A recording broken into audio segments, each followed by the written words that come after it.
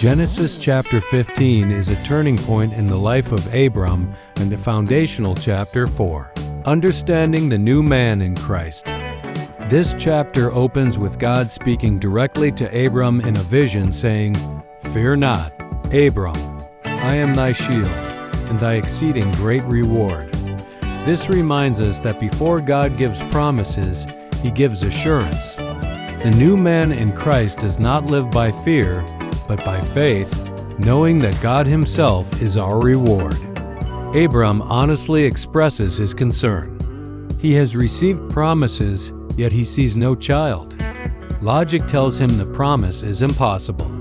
But God lifts Abram's eyes from the tent to the heavens and says, "Look now toward heaven and tell the stars, so shall thy seed be." Faith always begins where human reasoning ends. This same principle applies to the believer today. The new man in Christ lives by what God says, not by what circumstances show. Genesis 15 verse 6 is a key verse. "And he believed in the Lord, and he counted it to him for righteousness." This is the foundation of the gospel. Righteousness is not earned by works, but credited by faith. In Christ, we are declared righteous the same way Abram was, by believing God. God then confirms His covenant through a solemn ceremony. Abram prepares the sacrifices, and God alone passes between them as a smoking furnace and a burning lamp. This teaches us that the covenant depends entirely on God, not on man.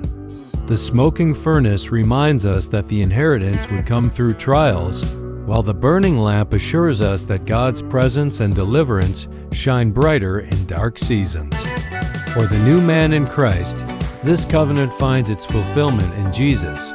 Christ passed through the furnace of suffering on our behalf, and He is the light that leads us into our inheritance. We are spiritual seed, born not of flesh, but of faith. In conclusion, Genesis 15 teaches us that the promises of God are more certain than human logic. Faith is the key that unlocks every promise.